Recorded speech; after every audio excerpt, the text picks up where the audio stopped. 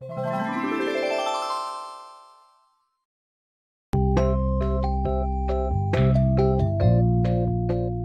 दोस्तों, मैं अर्चना वृतांत में आप सभी का स्वागत करती हूँ। तो चलिए आज की कहानी की शुरुआत करते हैं।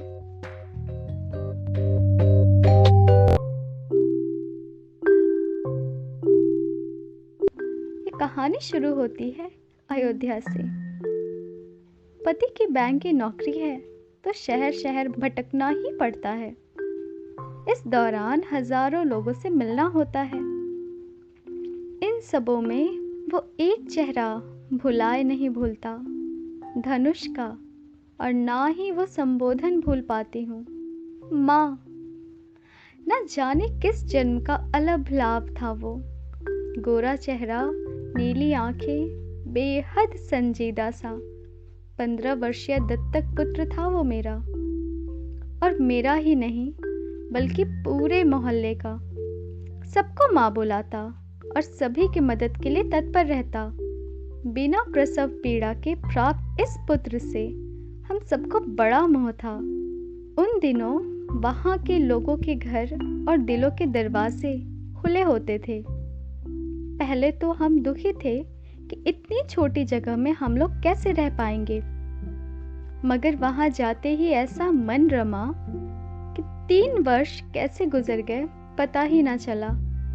हमारा सामान आते ही एक बालक पूछने आया कि माँ, कौन सा सामान कहाँ लगाना है। पहले मुझे लगा कार्गो वालों की ओर से है, मगर सबके जाने के बाद भी बराबर मदद में लगा रहा। तो मैंने पूछा, आप कौन हो बेटे? आपका बेटा, बोलकर वो हंसा। कैसी जगह है ये जहाँ जगत पुत्र पाए जाते हैं? मैंने पति से पूछा। उनकी सलाह मिली कि पहले आस पड़ोस से जानकारी लो, फिर अनजान लोगों से संबंध जोड़ो। बस फिर क्या था, मैंने सभी से मिलना शुरू किया। लोगों से मिली जानकारी के अनुसार धनुष, यही नाम था उसका। यही नाम था मेरे अनजान पुत्र का। बनारस के एक संभ्रांत परिवार का पौत्र है। कार सेवा के दौरान अपनी माँ और पिता को खो चुका। तब से वो यही रहता है। कितनी ही बार उसके लिए महंगी गाड़ियां बनारस से भेजी जाती, पर वो वापस नहीं जाता था।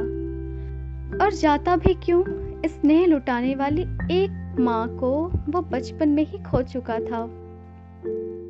यहाँ तो उसे 10 माएँ मिली थी ना। सबको माँ संबोधित करता। किसी की बाजार की थैली उठाना तो घरों में पंखे साफ करना आदि छोटे मोटे काम के बदले बस उसे थोड़ी सी ममता चाहिए थी। जब जहाँ होता एक प्यार भरी थाली उसकी भी परोसी जाती। जब भी उस पर मेरी नजर जाती, मुझे पत्थरों के बीच उगा हुआ वो पौधा याद आ जाता जिसके बारे में बचपन में पढ़ा था। कुटज, जिसे उगने के लिए किसी चीज की आवश्यकता ना थी और वह सभी प्रकार के आंधी तूफान के बीच भी खुद को संभाल सकता था। उसे देखते ही मेरे मन में गर्व की अनुभूति होने लगी थी। तभी मैंने निश्चय किया कि मैं उसे ऐसे नहीं छोड़ सकती।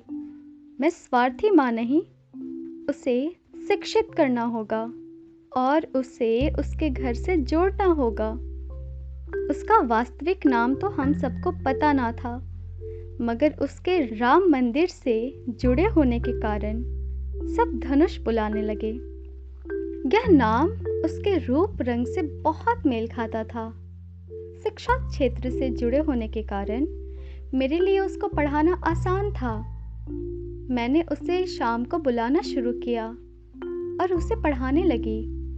उसने भी कभी इनकार नहीं किया। वह बड़ा ही कुशाग्र बुद्धि का था। उसने 10वीं की परीक्षा एक बार में पास कर ली तो मेरा उस पर विश्वास और भी बढ़ गया। जाने क्यों मेरी बातें मानकर उसने पढ़ने में मन लगाना शुरू कर दिया था। मेरे घर पर शाम का भोजन करना अच्छा लगता था उसे, या खुशनुमा पारिवारिक वातावरण, या फिर मेरी निस्वार्थ ममता। औरों की तरह मैं उससे काम नहीं कराती, बस उसे समझाया करती थी। 12वीं की परीक्षा भी उसने पास कर ली और अब हमारा स्थानांतरण का समय आ गया था।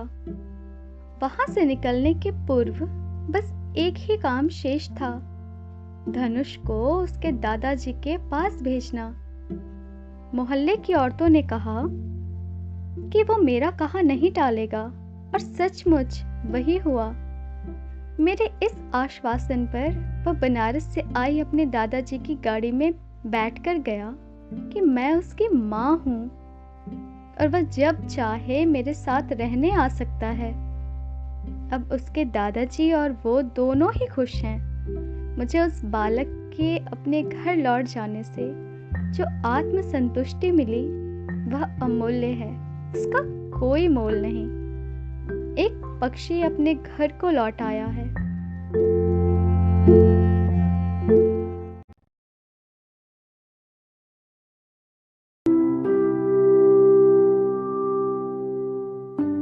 मुझे सुनने के लिए धन्यवाद। आपसे फिर मुलाकात होगी एक नई कहानी के साथ। तब तक के लिए बाय।